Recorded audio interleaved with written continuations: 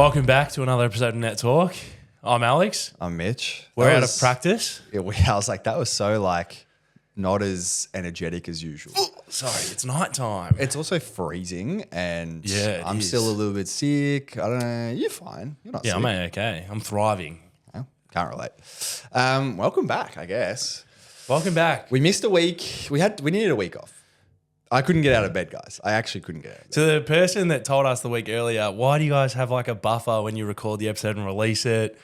Just release it earlier in the week, blah, blah, blah. If only it was that easy. Well, we had the buffer and then pushed it back and then realized your illness took the whole week. Well, I was fighting it like Monday. I was like, oh, I'm a little bit under the weather here. But I was like, I'll rest up. I'll take it easy. Took it easy Monday, Tuesday, and then I think Wednesday or Thursday, it just came. And I was like, this isn't getting any better. And we were planning to record on Thursday. I think so, yeah. And I woke up that morning and I was like, yeah, no go.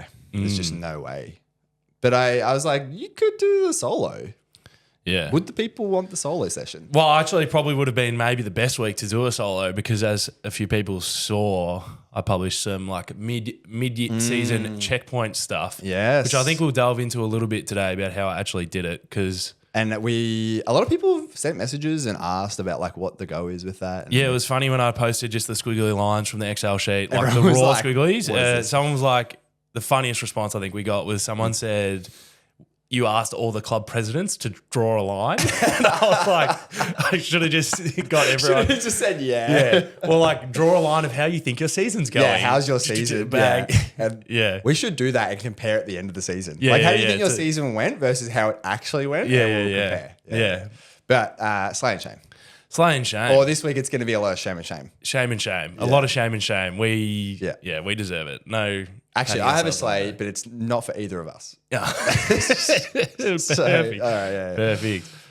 All right. Well, I've got two shames. Yeah, I'll go on. And my first shame is that I was so excited and ready and glad for international volleyball to be back. Yeah.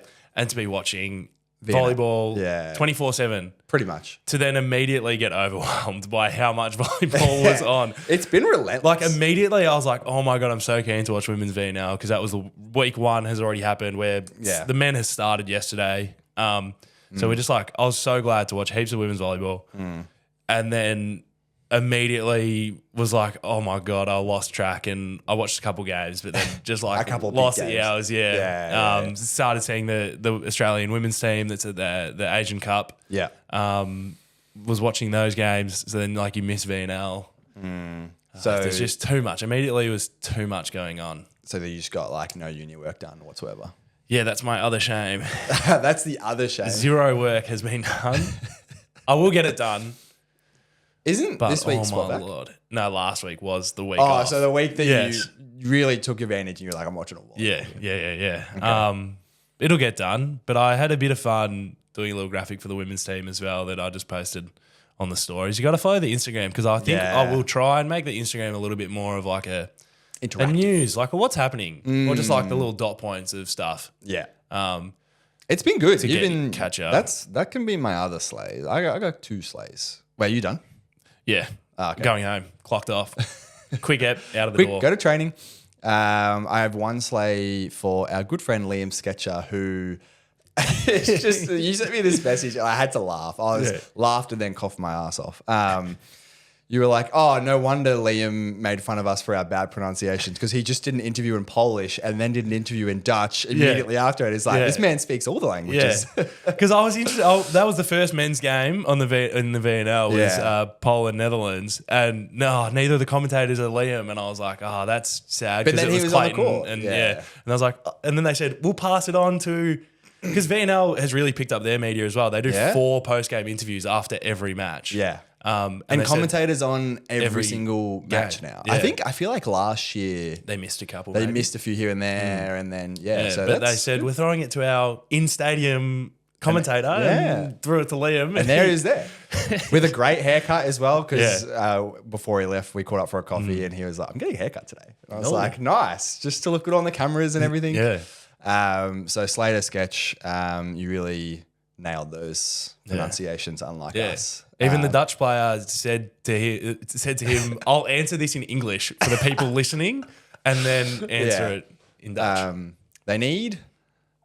I mean, this would be easy with AI now. You just like have live transcribing on the. Yeah. Anyways, that's a different discussion. The other slave can be for you. So there is a slave for one of us at least. Oh yes. You've been smashing the socials. I've been bedridden just watching volleyball and dying. So you've been smashing the socials, and it's been good. Like I hope people are enjoying, which is essentially what we've been trying to do for a long time. Just haven't really been executing it in terms of like sharing what's around, supporting the Oz teams that are around. There's all 4 of them that are out. Yeah, it's a bit easier when there's just big team, national team. Yeah, Hey, look. As opposed to like individuals doing different things and so it's been really good. Shame can be for me being sick. I was a little bit sick like 2 weeks ago, and I was like, oh, thank God, my one and done for the year is over. Wrong, so wrong. No. I really ate shit last week. Well, I don't know what day it is. But moving into the national and local scene. Yeah, we'll hit the world because there's a lot going on in the world before we take you back to Victoria. Or the bigger picture of volleyball. Because we're still in Australia for the national and local scene. Yeah. Because I think the Pirates are the last team to trial for AVL. We did throw a bit of like bit of shade around some of the later states that are doing trials, sort of not now, but like some you think states did them like Jan, Feb, but then others did them like we're in the middle of ours. Yeah, because AVL will be 10 weeks away, maybe a bit more. I think it's 12 weeks. Touch but further. then we were like, oh, Queensland haven't even done their trials yet. And then I messaged you and I was like, oh, it's fair enough. Because they just got back from Champions League. Yeah. So they've had their experience at Champions League, probably made a bunch of their players a bit better. So they're doing their trials now. I was talking to someone about this a while back, and I'd be interested to see your opinion as well, and people in the audience, is like, when you get exposure into a higher league that is nerve-wracking as hell, and then you go down a league, for example, in my first year of AVL, shit my pants every match. Like I was so nervous. It was first year AVL, like, you know, you've been there. But then you go back to state league and it's like, man, this is so much easier than AVL. Not necessarily easier, but like the nerves are nowhere near as impactful as what. So I'm a bit curious. I wonder if now that those Pirates players have gone and played that competition, assuming that they're probably pretty nervous for those matches, come back and go, man, this is not so bad. It's a common feeling. Everyone always knows that about like your first grand final or your first whatever. Like the first time when one game really matters, but a tournament overseas where you're unfamiliar, you don't get the same prep or the same. And you're playing against some of the world's best. Which I think a little bit of that'll come into how when we contextualize like VNL in this cycle at the moment, sort of the inexperienced youth, it'll contextualise the Australian teams that are overseas at the moment as well. It will. Where do you want to start? Because I think we can start just the Australians overseas at the moment. I did kind of miss it started, and then the Paravolley snuck up on the Instagram feed. They're playing overseas in China, I believe, the men's and women's I think you're right, sitting volleyball teams. And the men had their first win since the 2000 Paralympics. Yeah, good on them. Which was good that they've got a team back and travelling to tournaments. Which team did they beat? Because it wasn't a pushover team. It was a genuine... No, it was a pretty good team that they hadn't beat. They lost to in like 5 sets last year. We'll get the dates. But I think the women Paravolley team play next week. Yeah. Because the men are this week. Similar to the AVC Cup, which the Australian women are playing in. They've had a really, I guess, successful outing because they have a very young squad. Yeah. Like the oldest person in this squad, I think, is 27. And to be the setter. And everyone else is like 20 or 19. There's two 17-year-olds. There's two 17-year-olds in the starting six. Who are killing it as well. It's such a funny stage in the career because they have commitments to college, and it's like, oh, you haven't even played in college yet, but you're playing for your country. It is essentially, maybe it'd be 2 rungs down from the VNL. It's sort of that world ranking of like 40 plus the Asian Volleyball Cup. The way I understand it, and someone in the comments can correct me, or you can correct me if I'm getting this wrong, but essentially what they're playing in right now, if they come top 2, then they go into the next Asian Federation tournament.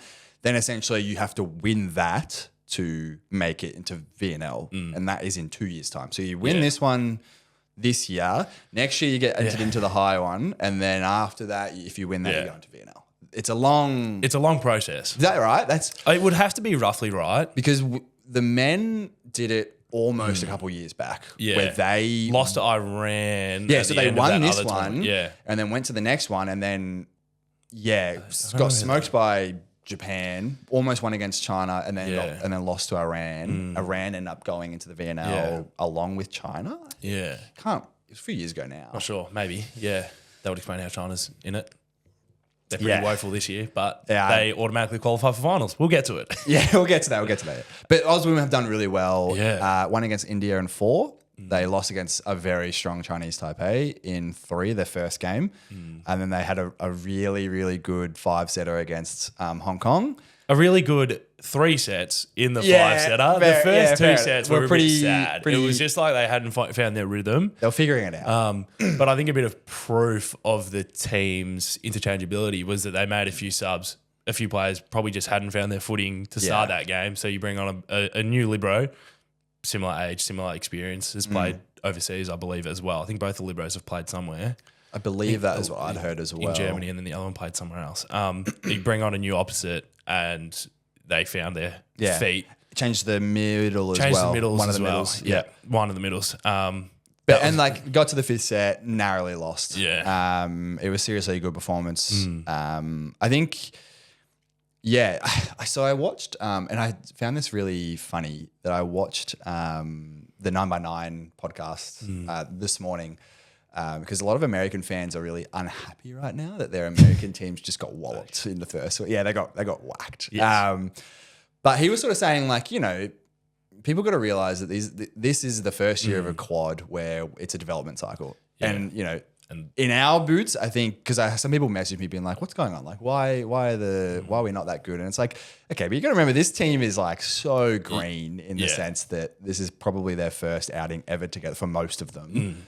And to be taking it to Hong Kong in 5, to win against India in 4, Chinese Taipei, they're no joke. I think is really good. And when they figure it out, man, our national teams really only get one tournament a year that they get exposure at. Like the women played a tournament last year as well. Can't remember which one it was. The same tournament? I think this is the first year it's been called this. But I think it was the same tournament. The same tournament. Someone correct us if that's... But it is sort of a contentious topic that I brought up with you about how a lot of nations are flipping to being really young and whatnot. Yeah. But I still really think that there needs to be a bit more value to having your more experienced player because...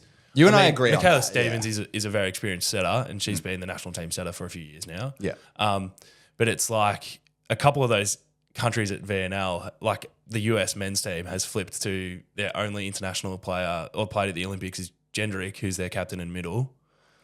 And it's like... I think is a really interesting You don't really get choice. much influence over the game as a middle, but also like there's so much value to having maybe an old pass hitter and a young pass hitter. Yes, it halves the people getting the exposure, but I think it improves the quality. Even just to have someone senior there that's like I know Eric Shoji did that interview and it was like, I think he would have just liked to have been there. I think they're coming. Eric Shoji's going. Yeah, he said and he's someone going else week was 2. going week 2. I can't remember. A pass hitter, I believe. One of the others. Yeah, I think you're right. It was there as well, actually, in week 1. But it's like, it's such a difficult thing for Australia, particularly at this stage.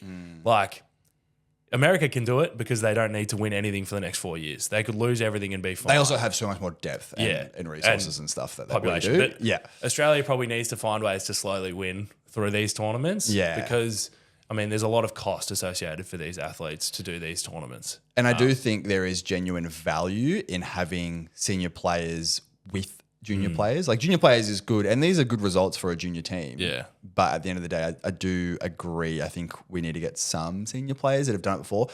I would say like Katie Tipping would be great, but she's playing footy. So fair enough. That's fair enough. Yeah. But yeah, otherwise I think this is good. And like, as I said, like we were watching, and when they figure it out, like when they're cranking all gears, like their serve reception's good, and then when they're getting digs and playing aggressive out of system, it looks really, really good. It actually looks like I'd made this joke with you in one of the games. I think it might have been the Hong Kong game because tip defense wasn't amazing for the first 2 sets. Yeah. And I said, it's because it looks like they're setting up for really high-paced volleyball. Yeah. And the ball just wasn't traveling at that speed. The game speed wasn't going that fast, which I think has probably let a lot of the younger women play their game style because Yeah. the game speed didn't get away from them. It was in their pace. It was in their control as yeah. well, I feel like. Yeah. But like, because the serve speed wasn't super high, but it can pick up on our side of the net. I don't think any of the teams that they came up against, other than Chinese Type A, really did much from behind the baseline. No. So, but in saying that,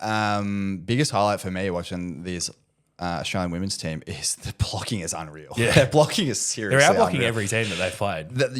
Genuinely. And if that continues and they can figure out the rest of their game style, I think they'll genuinely be a team to go and challenge and get into VNL over the next 5 or so years. I don't know what the timeline's like, but that's every nation's goal, I'm assuming, is to get into the VNL.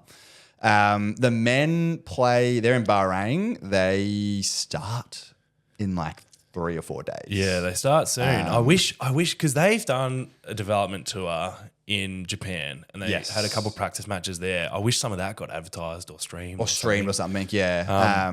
They have a bit of a higher. So they're doing exactly what we thought the women would do, where they've got a couple of experienced veteran players and they've got some really young youth players. Like they got Trent O'Day, they've got Lorenzo Pope, which is that's going to be handy to watch. And like now, a few guys that have played professionally in Japan and Poland and VNL, like Tom and Trent and Lorenzo have all played VNL. So it'll be really interesting to see how, and like William Darcy's going to be there. Like I'm very interested to see, and we've got Victoria's own Mitch Croft, who's going to be there. Victoria gets to claim Lorenzo and Trent, and Queensland is claiming Trent according to the Instagram page. VQ, we need to have a chat about. You can't just claim Trent like that. He's actually Victorian. He's ours. the Renegades. All right.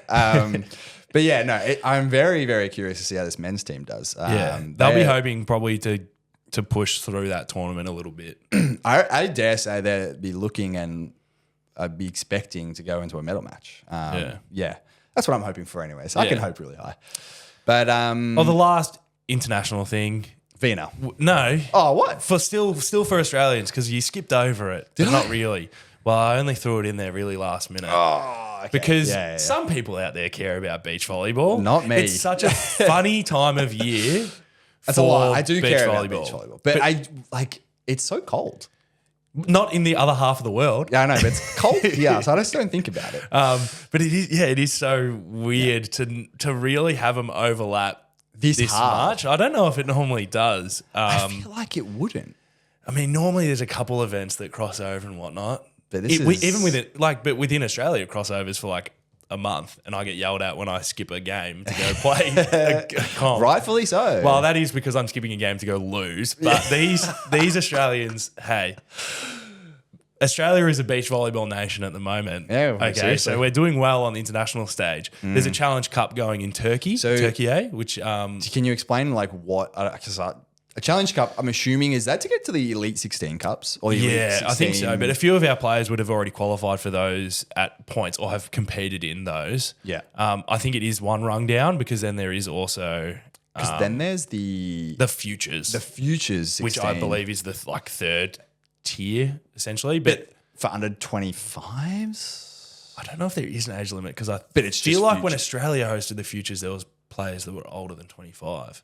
Because I went to a couple while of those back. to watch. Yeah. But I remember that we hosted the Futures and that was like Mark and Isaac's first big win. I just like watching beach volleyball. I don't understand all of the intricacies yet. I'll try. For the fans out there, I'll try and learn them. Because like how we talk about like the world rankings for national teams in indoor, you can kind of coast to the Olympics and whatnot. You have to get your own individual ranking. So your nation doesn't really matter. It's about your performances. And I mean, it's still early in this cycle, but we've got a few teams that do really well. Right at the moment, Taliqua Clancy and Jana Milutinovic just won a game. Is that like right this moment? It was like half an hour ago. Like you've got the score up? Well, if you wanted right at this moment, our other Australian women's team just lost. Oh. But that's a younger team. I think they're both sub 23. Yeah. And our men's teams are doing fine as well. I don't know if they've actually... we had Paul Burnett lose a close game with his partner. There's a few people around and around. Because then there's another Australian team. The younger guys, Merritt. Ollie Merritt. Yeah, they're in and China doing a Jed. different event. Jed Walker. With Jed Walker? Yeah, I think so. With Joe Udgett coaching them, I believe. So is that... That was some other... Is that a Futures or is that It's not on the Volleyball World website because I tried to find it. So it might be something... like an invite-only tour funkier. or something. Yeah. But there's Australia everywhere. All of this on Volleyball World. And the best part about the AVC stuff Is it's free. It's free to watch. Yeah. And it's on the YouTube. And I feel like it hasn't been in the past. I feel like it used to be really hard to watch the AVC stuff. Yeah. But which is it's really good because I don't know if people really realized out there that until the women were actually playing and all the Instagram stories went up of watch live. Yeah. I think a lot of people just tap past it. Watch live free on YouTube. That's probably the one where I can actually watch that. Yeah. It doesn't have commentary, but it gets you the in-stadium sound, so you can still hear some of the big booms. The coaches as well, though. You The can timeouts. Yeah. They always pan to the Australian one, so because we're calling lots of timeouts. yeah, They always go to the one that calls the timeout. calls them most. Yeah. Yeah, but like it's good to see the viewership on those live events as well. There's a few tens thousand. of thousands. Yeah. People at some points. People want to watch. Yeah. So it doesn't really matter. We're going to promote it, but like in legitimately 3 hours is the game, the Australian women's game versus Vietnam. It's tonight. Yeah. So it'll be done by the time you guys listen to this, but you can go and watch it on YouTube. Yeah, after it happens. After it happened. All right. Last thing. Women's VNL week 1 is done. The men's is like 3 days in by the time this comes out. Yeah, it'll have been starting. There's already been a couple upsets on the men's side. I've watched most of the VNL women's because I was sick, so I was just in bed flicking it on TV. And it's similar to the pre-Olympics VNL where like some teams took their A team and other teams took their like C team resting their A team. Now it's like half of the countries are taking A teams just because that's what they do. Like Italy just always play Simone Ginelli. Yeah. And they don't play any other setter and they never have for the last 10 years. The man played the entire game yesterday. But like on the women's side, Turkey took like a half A and B team and they look pretty good. The USA took basically an NCAA Div 1 all-star team and they actually look pretty okay. They got whacked by someone. I was going to say they didn't look so good. They got whacked It really made everyone... They got whacked by Ukraine. No, that was the men. The men got whacked by Ukraine. They lost to Czechia. Czechia, yeah, that's right. But it really makes you see the difference between a professional league and NCAA. NCAA. Because we had someone in the Discord... By the way, if anyone wants to come chit-chat and talk shit and just learn, come join the Discord. It's good fun. It's been popping off recently as well. And there's some really experienced people that have some really good insight that offer that in the Discord, which is really cool. But someone was asking, I don't know if it was in the Discord or on our Instagram, but someone was like, how would Long Beach do at VNL? And I was just like, I don't think you understand. They would just get slaughtered. Yeah. Like, as good as Simeon Nikolov is, like Bulgaria still got whacked by Poland's third team. It was in. I mean, they have the depth. 4 sets. Yeah. But like, well, they got a set off Italy as well. But was it Italy? It was Italy. It was Italy. It wasn't. Okay, so that's a bit more commendable. Who lost? Oh, Netherlands. Sorry, Netherlands. I'm blurring them all Poland. together. It's because there's so much going on. There's so much going on, but it's good. It's good. We have 2 talking points for VNL. Because if you're watching, if you're watching, you'll be able to tell. Yeah, they moved something. FIVB moved something forward in the timeline. I like it. I know I'm fine with it. You probably, I like it. I think it's good. Yeah. Some diehard volleyballers will hate it, and like fair enough. But I'm all for it because I think it, at that level, it makes sense. I think. Yeah. No doubles being called. Yeah. Unless it crosses the net. Yeah. Which I actually saw one. Yeah, there was one that happened in the women's side. Yeah, where she threw it over the net, and the ref was like, "Nah, it's a double." Yeah. I think people are going to say it takes the skill away from setting. I disagree. I think at that level, you still have to be a good setter. Yeah, but even if you see the ones that would typically get called a double, it's still a fine high ball set. And it's high ball setting. The disadvantage is still on your team, regardless of whether you set that cleanly or not. One on the men's side happened. It was like 2 meters behind the baseline, and they just threw their hands at it, and it went high. It was dirty but it's like you just let that play because it's still fine. It's not like it still goes the direction of everything. So it's not even they're not doubling like you do and I do at Staley. Whoa, hey, I don't double that much. Oh, neither do I. I get called for carries and they haven't changed that rule yet, so I'm done for. Thank you. Oh, they shouldn't change that rule. I rate it. I think when that starts filtering down to like a state league, I think that there may be some cause for concern. But I think at that level, VNL level, I think no doubles is good. Realistically, I think someone said it to me a few years back when they were talking about this rule. If you think about it in like a football sense, in terms of like advantage, disadvantage, you could almost apply that here. And the people that get rewarded is the spectators, because the rallies then get a bit longer. The out of system teams, they're still out of system. They're still disadvantaged.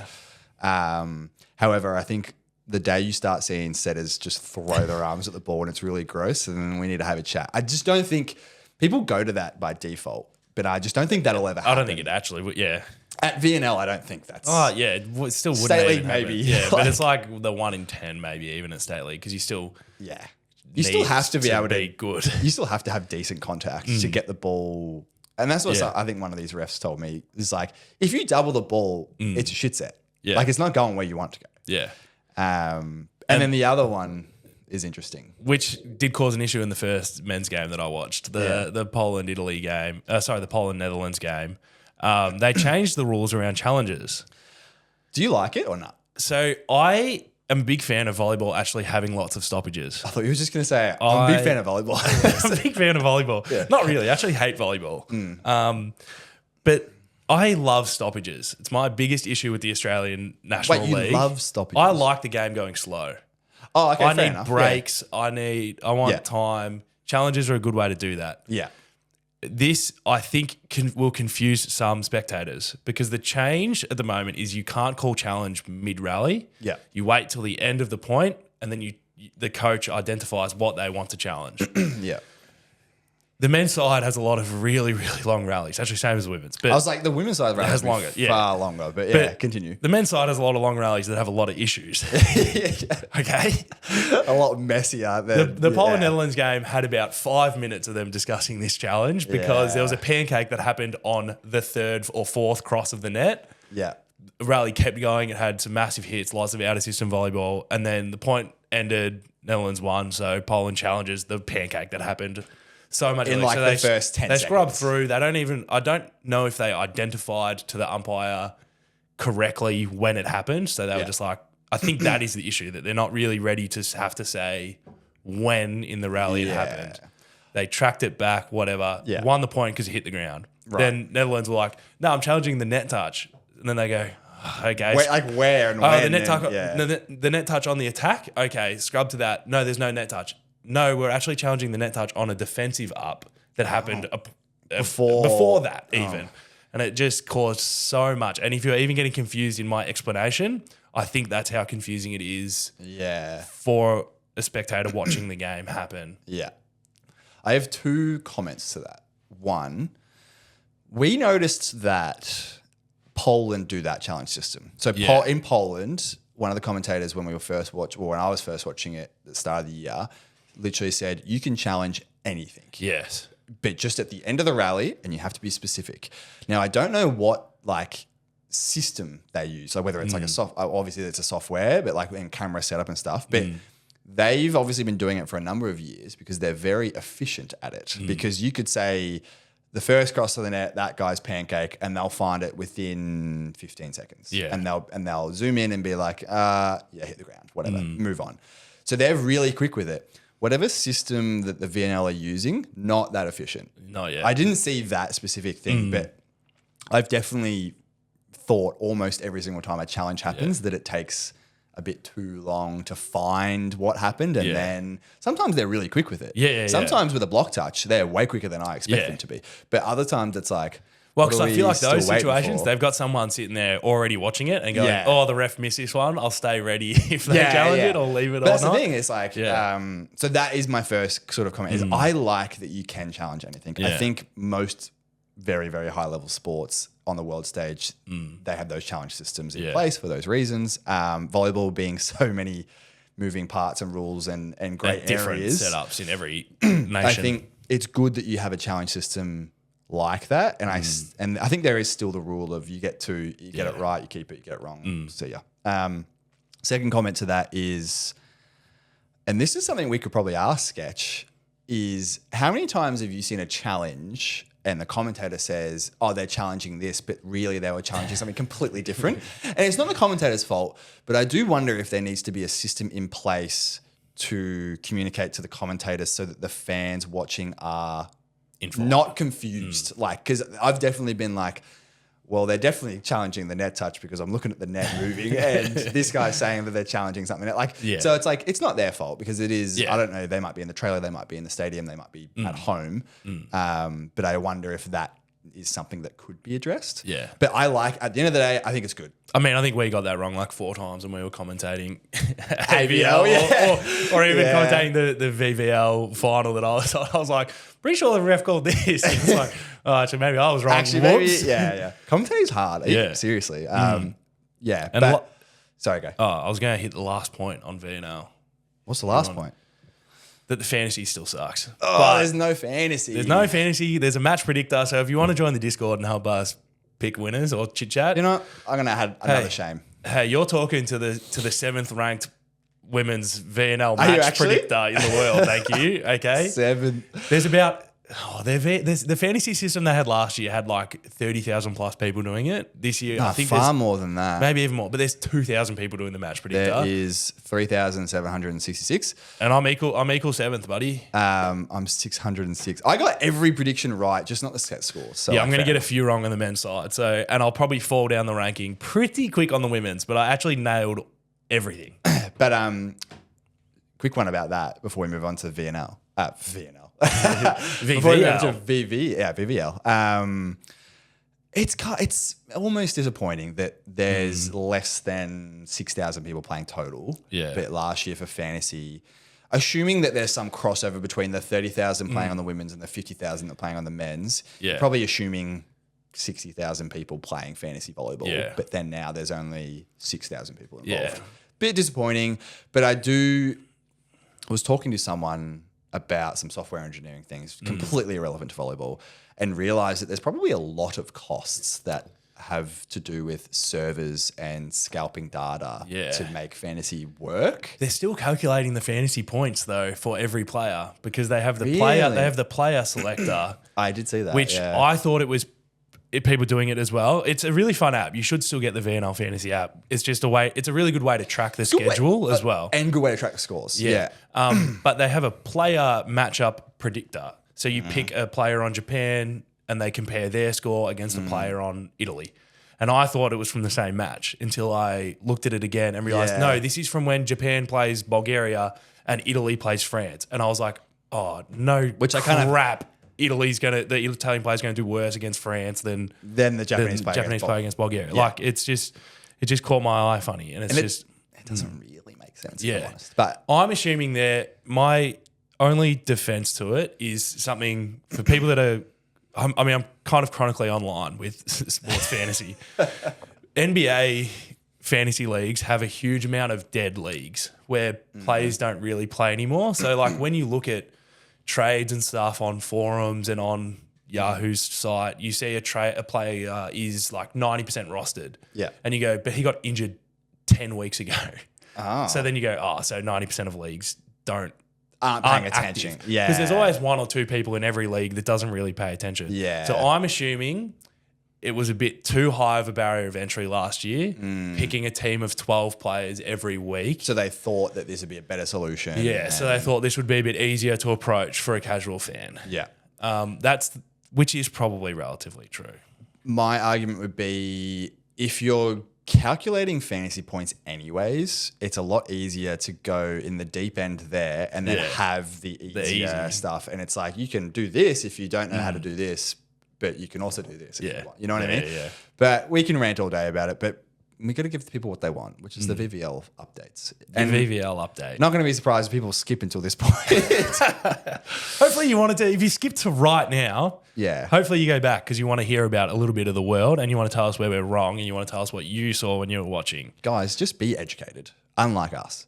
We're trying because we're at the midpoint of VVL. We are. So round 9... 2 weeks ago. 2 weeks ago. Too long ago now. Yeah. did have some interesting results that definitely need to be noted. And then I'll do a little bit. I think when we look at towards round 10, we can look a little bit at the rest of the season for everyone as well. Yeah. But round 9 on the men's side, Eastside Hawks, love a 5-setter. It's like, no surprise. No surprises here. Went to 5 sets with VFUM, still got the win. Still got the win. Now I'm jumping back to test my memory as someone with early onset dementia. VFUM players were pretty upset with this. I remember talking to a couple of them being like, I mean, if you look at the set score, it's close. Yeah. And this was round 9 is going to be remembered as the round for 5 sets because there were plenty and there were plenty of close ones. But continue. They weren't happy with it. They weren't happy with it. But Eastside will be happy to sneak out that win. Puts them in a slightly better position going into the second half of the season that maybe they can hold a top 6 spot. Side note, this was our match of the round. This was our match of the round. It was not a 3-set. It was not a 3-setter. It was a good 5-set match. It was too far away. It was in Latrobe. It was in Latrobe though. That was, that can be the bad slap. But it was really good. It was a good game. Hopefully everyone in that stadium that day got to watch it. Monash and Dandenong. This one was pretty cut and dry. Yes. Monash proving why they are a top team. However, that first set score is pretty deep.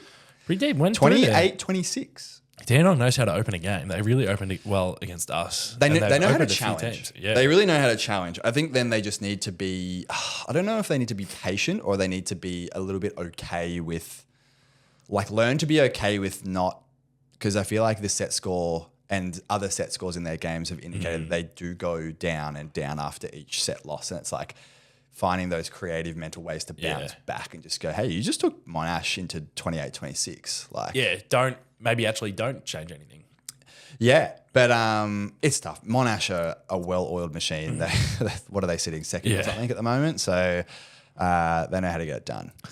Next one, Latrobe, you had my prayers last week, and rightfully so. Heidelberg just came in, and these set scores are quite close. I did watch this game though. Did you watch this? Yeah, I watched the end of this game. Yeah.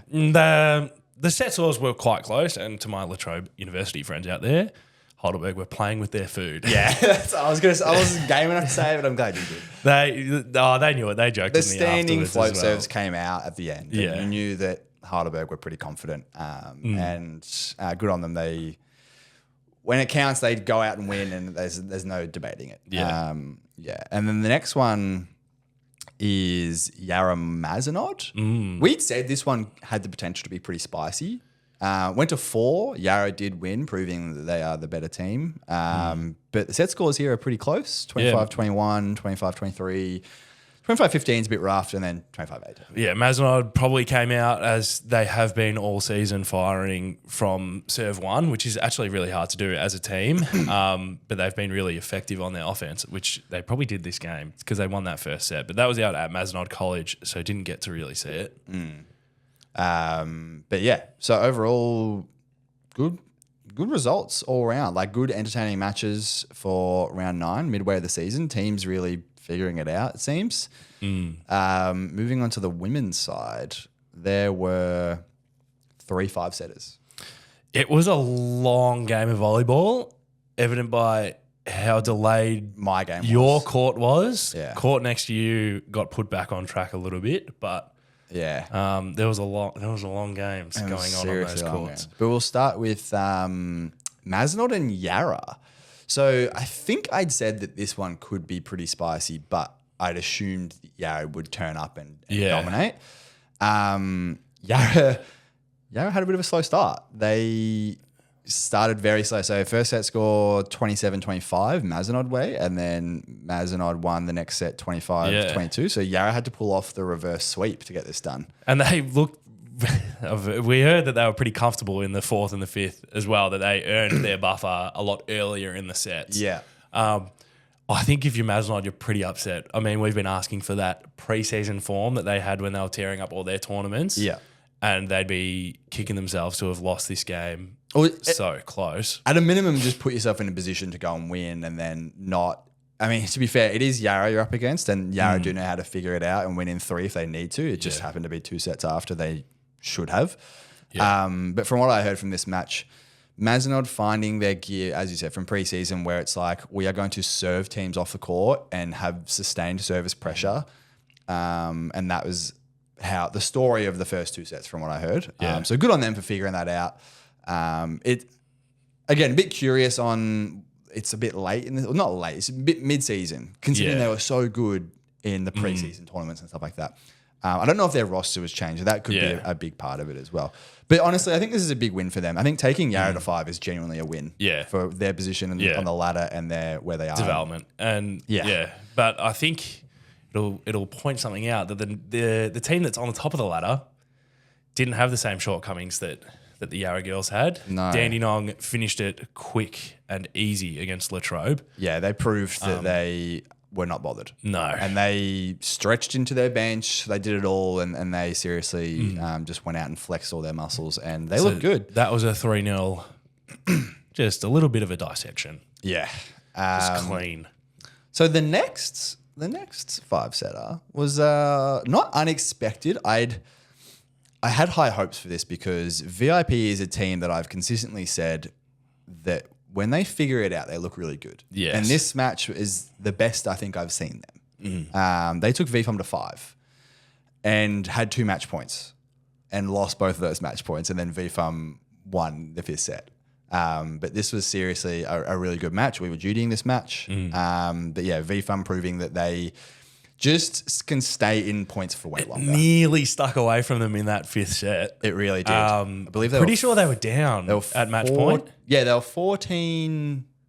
Yeah, 14-12, and then missed a serve, and then VFOM ace of 14 all. Oh, so they were up at.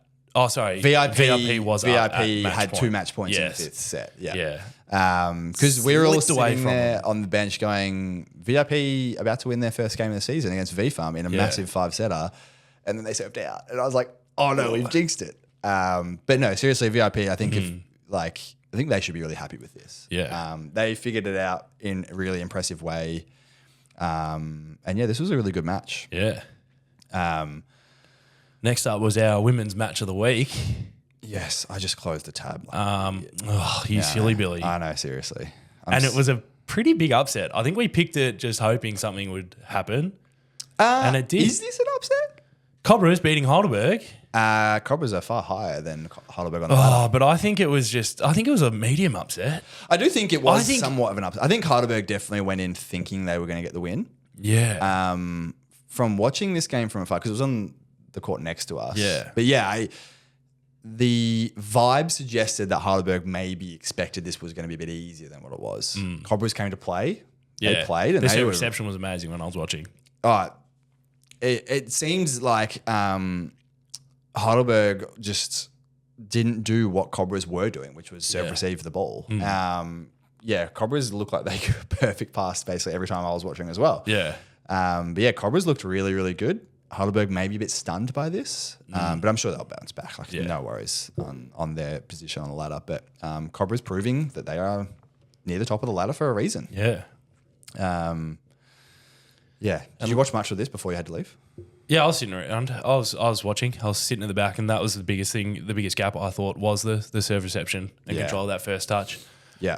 A few players I think really stood out on that Cobras team. One of their outsides coming back from a little bit of a thumb injury or hand injury. I think it was looked really good. Yeah. So it was a good game, and they were relatively comfortable across the close of that game. Yeah, no, seriously. But this wasn't the match of the week, but this was genuinely one of the best matches I've seen in some time. And this is actually annoyingly... Pat yourself on the back. You got to look at this score. I seriously am going to, because this was a serious game. So for context, we started this game at 3 p.m. because it was delayed from this court. We finished this match at 6 p.m. This was a 3-hour match, and it was 5 sets, and it was against Monash. It didn't look like it was going to be a long match. No, we look like Renegades girls. No, but you were right. We had a bit of a laugh about it because the first set was really competitive. It was 25-22 their way. Both teams looked pretty good. Monash just doing the Monash thing where when they get to that business end, which is like, we got to 18 all, Yeah. They just took off, and we just didn't really have an answer for it.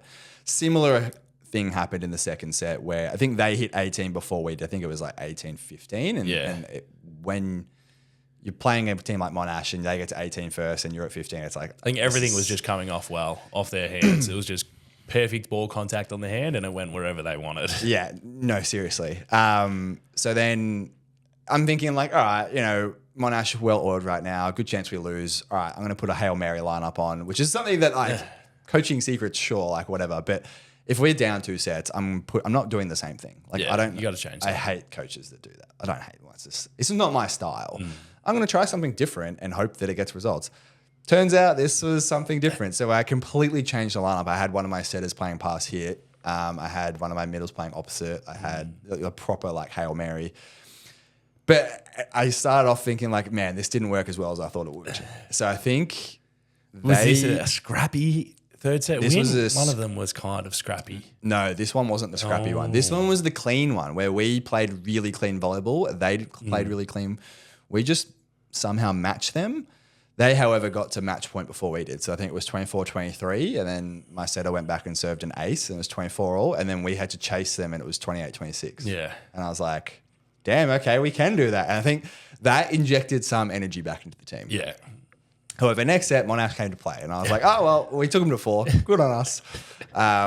So it was 24-20 to Monash. So they had 4 match points to play with. My other setter, who is now playing pass hitter, goes back to serve and serves essentially what was 4 aces to get to 24 all. So set 4 went to 30-28. So I was like, okay, we're on here. Yeah. And we went to 5. And then unfortunately, Monash sort of said, all right, enough's enough. We're playing this to win. And then they really took that 5th set and they ran with it. I think the change was 8-4. And then it was 12-6 and then it was 15-8. So they really took away with it.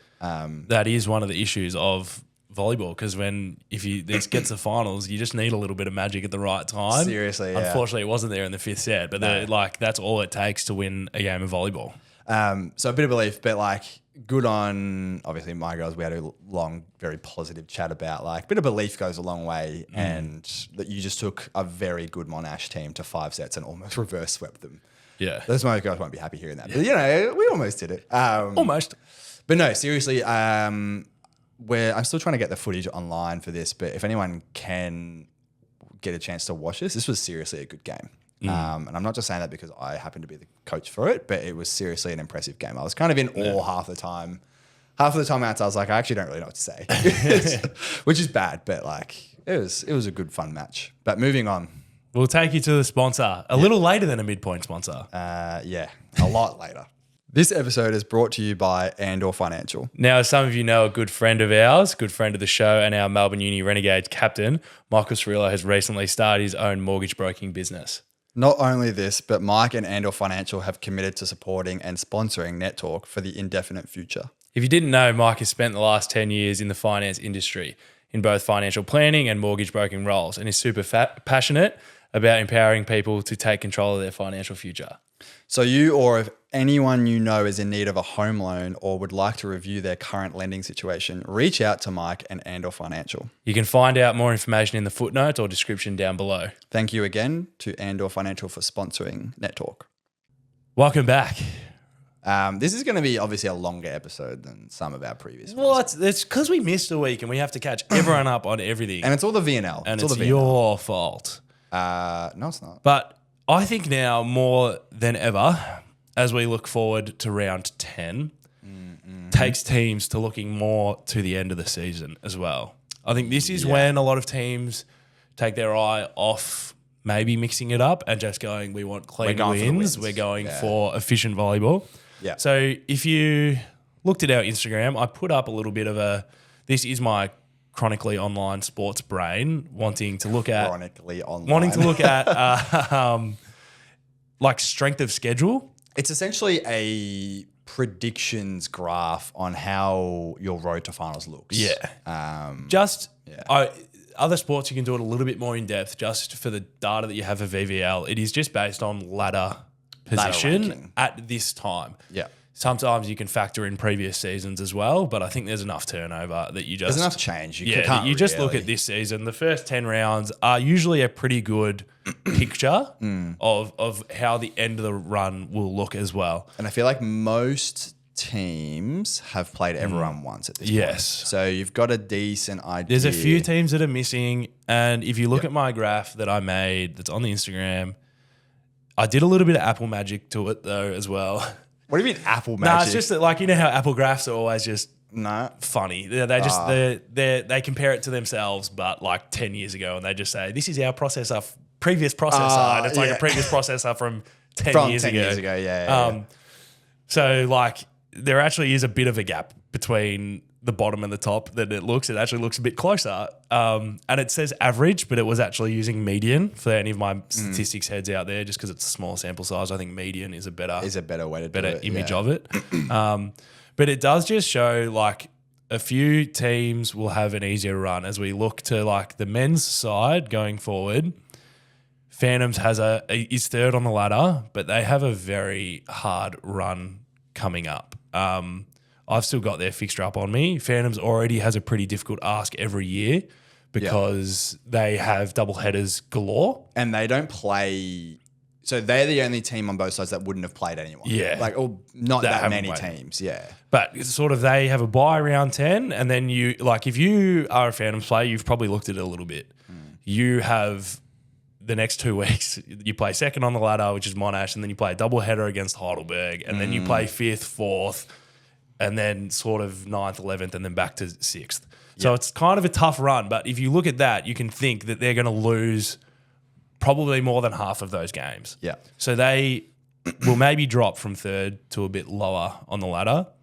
And then the other perspective you can have is it's top 6 that make finals. So you can sort of look around that position 6 mark. And sorry to my Latrobe friends, a couple of you I messaged. I said, you have the hardest run out of any team on the men's side. But it's also skewed because if you play, because they're 7th. Yes. So if you on average play 6, 5, 4, 3, like it's still going to look like you have a really hard Well, that's why run. I did median instead of average. Instead of average, because their average opponents rank 4.4. Yeah. But the median is 4th on the ladder because they only play 2 teams outside of the top 5. They play 10th twice. That's brutal. Sorry, they play 10th twice and they play 6th. But they have Monash twice, Heidelberg twice, us and Yarra. Which is maybe the hardest run you could potentially have going into the second half of the season. Yeah. Which is just an important thing because you have to understand that when you're going into the second half of the season, where you sit on the ladder. And as I kind of mentioned earlier, you just need to do enough to come 6th. Yeah. Regular season does tell a bit of a story because it'll always be when 1 plays 6, there's a reason 1 is 1 and 6 is 6th. Yeah. Well, that's what the ladder's for. We had 2 seasons ago, a bit of a... Slow start? I was going to say a bit of a miracle from Monash to even make the finals. Oh, yeah. And then they had a good matchup, upset, good matchup, upset. Got to the grand final, got walloped. Yeah. It happens. But it's a bit of a Cinderella story to make it there. I thought you were talking about that one year that we had such a bad start to the season where we had to win 10 games in a row to come 6th. And we somehow did that. And then somehow made it to the final. Well, on retrospect, it was because our first 4 rounds, we played like Cobras twice that year. And we just got unlucky in those matchups. But you can kind of treat it like that because it's a separate perspective. I tried to introduce to my juniors a little bit as well about thinking where we're at in the season. We've done enough to get in a good spot. A lot of these teams, you've done enough to get in a good spot at this point in the season. There's still so much more to do. Yeah. And you need to win more of those tough matchups if you have them in your schedule. Yeah. If you've got the easier run, you just need to keep in good form and not ease up. Otherwise, you'll find yourself slip a spot on the ladder. Yeah. And then the women's one tells a similar story where, again, but this sort of is... This is half a how hard are your remaining matches and half a prove why you're there. Yeah. And I guess this will probably go to like a Maroondah Cobras, like prove why you're 3rd place. Yeah. And I think they genuinely can go out and do it, but they do have, they're playing all the hard teams for the rest of the season. Yes. And then, you know, they've got Monash twice. They've got Dandenong. They've got Yarra. Yeah. Then they've got a couple easy rounds dotted in between of lower ranked teams. But so that was a bit of fun to throw those in there because it is interesting, and I feel like you're right. Like some teams don't look at that; they just sort of have a plan each and every week, which may be to go and win. But it can be interesting and can be a good strategy helper potentially. Yeah. Moving into the women's round 10 though. Round 10 is wild. We'll make this our match of the week. Yeah. To look at. Hopefully I'll get that out tomorrow actually. Oh yeah, it's Thursday. It is very late in the week, but I've had a very busy week. Yeah, fair enough. I've done nothing other than edit. Yeah. And be sick. We've got Yarra versus Renegades. Maybe I'm first up on the ledger. First up early. Well, still 12:30 because at least we've got P1 playing in that afternoon time slot, which is good. True. Yarra, another match of the week for you.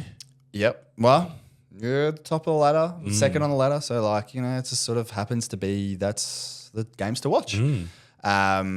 I'm excited for this matchup. The first time we played them, we took them to 4, and we were really happy with that result because Yarra are good.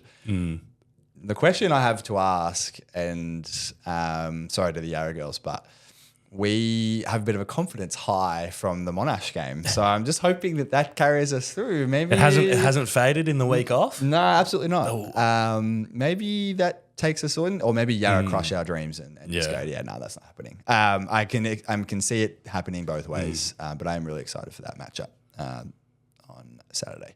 Next one is Latrobe and VIP. This one I think could be spicy. It could be, yes. This will be trying to eke a win out. VIP having figured it out more or less last week with their good 5-setter against VFUM. I think this is an opportunity for them to really go and take it to Latrobe. On the flip side, I think Latrobe honestly having quite a rough start to the season with playing top team after top team after top team. Getting lots of experience and lessons out of that. So I wonder if this is maybe the first match where they're looking at this and going, this is winnable. Maybe they need a bit of belief. Maybe they need a bit of pizzazz to go and get it done, potentially. The next one on the list is 2:30 Monash versus VFUM. I think Monash are really tough to beat right now. While they've got the players that they've got, knowing they're going to lose a couple of players mid-season due to pro contracts and college and stuff like that. But right now, they're really hard to stop. But VFUM being VFUM, maybe they can out-persist. Maybe they can be patient and keep getting digs, and then translate those to some attacks. They might have a good chance to steal some sets and maybe go for an upset. And then the last game of the day on Saturday is going to be the prove why you're up there. Cobras versus Dandenong. Seriously, 1v3. Yeah. This will be a heated match. Probably other match that you should try to watch if you're in Dandenong. This is after Renegades and Yarra. Yeah, so same court. You can stay and hang out and watch two really good matches. Maybe I should do a bunch of photos on the same graphic and just sit at this court all day. Just be at this court for the entire day. Moving on to the men. Starting off with Monash and VFUM. Again, already, so soon. Yeah, quick. It's just a funny quirk of the schedule. Did they not play each other round 9? Am I imagining that? I'm trying to think. Round 9. Who'd they play? No, they played Dandenong. No. Oh, actually, they've had a little while since they played VFUM. Yeah, okay, I lied. It just seemed like it was the same, and I was like, oh, okay. Yeah. Monash VFUM. Again, Monash men's team pretty similar to the women's team, where they're right now they are very hard to stop. VFUM maybe being a bit angry with the loss from last week, so maybe they'll use a bit of that. I'm saying it's faded. You get the King's holiday weekend. It's gone. Yeah. Or do people not have as short-term memory as us? TBD. I don't know. Yeah. It depends on them. We'll find out by the result of this match, I guess. Next game of the day, it's happened earlier in the season, I think. Heidelberg versus Cobras. Yeah. They've played each other before. Cobras have figured some things out since the previous time they played, though. Yeah, they've figured some offense out. Actually, maybe they haven't played each other yet. Oh, I lied. That was my... No, I thought they played each other like first or second round. No, I just looked at their schedules quick. They haven't. I lied. Well, this is your first test. Welcome to the league, Cobras. Welcome to the Cobras league. has won 5 gold medals in the last 10 years, but different not Cobras for a couple team. of years. Different Cobras team. Completely different. They're Cobras doing team. what international teams are doing it there Yeah, now. They're all their sub 18-year-olds.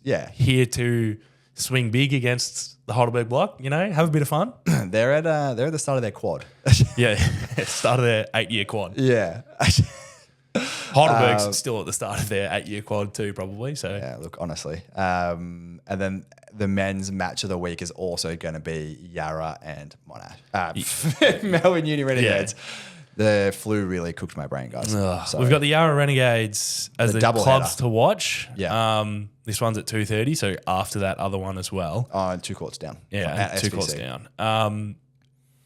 I wasn't there the last time these teams played. I believe you were. I was away for this week, and it was a very one-sided game. Honestly, we put on a clinic. And that is to no disrespect for the Yarra boys. We honestly probably played our best. I've stopped playing because of the AVL commitments now, but that was from the matches I've seen, which is all of them except for one. That was our best game. We just played really clean. We passed unbelievably well, even for us. I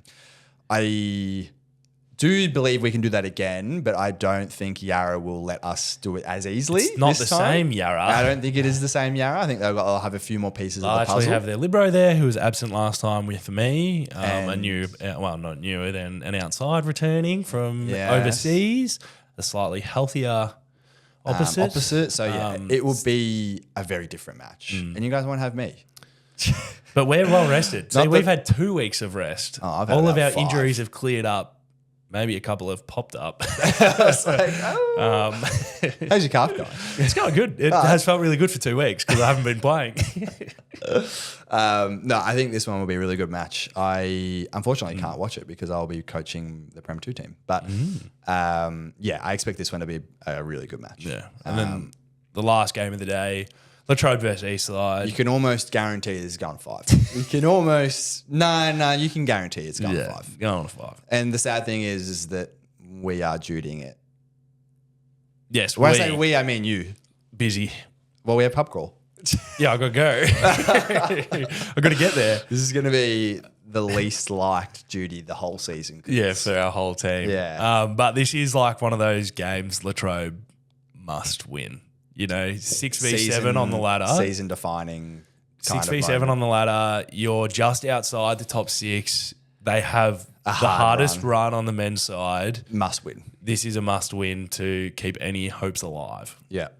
Absolutely. So, yeah. Exciting week ahead. The season's firing up. We're getting into the finals time. I was going to say the season's basically wrapping up. It's around 10. No, it's only. But it takes a while to get going. True, it does. But now it's in everyone's mind. In full swing. It takes a bit of time to get into people's mind that hey, I'm 6 on the ladder. I might not make finals. Yeah, we're going to get knocked down. So, tell us how your clubs are going. Yeah. All right. If you're a division down and you're watching the top teams, tell us what they're doing well. Tell us the storylines, the usual. Thanks again for listening to this extra long episode. Hope you enjoy this on your Friday night or Saturday morning to Dandenong. Yeah, the long drive. Well, it's long for us. Or let us know. Actually, I had this thought and I told someone. I said, did anyone listen to this after they lose their match? Does anyone, on their drive home and go, man, Alex and Mitch are either wrong or they're really telling us that we've got this easy this week and we lost. Yeah. Does anyone ever, you gotta let us know. Has anyone ever listened to the predictions and gone, wow, you guys were so right, or you guys were so wrong? Yeah. I feel like the second one happens way more. Yeah. So thanks for listening again this week. Keep in touch with us on Instagram. Keep watching on YouTube. And keep watching those Oz listening teams on Spotify. Keep watching all the Oz teams. The men will kick off, so that'll be really good to watch. Yeah. We'll keep trying to hit the key points everywhere. Keep everyone informed on the highest level of the game. Yeah. Keep getting people that exposure because it's really important to know what's going on. No, seriously. All right. Thanks for listening. Bye.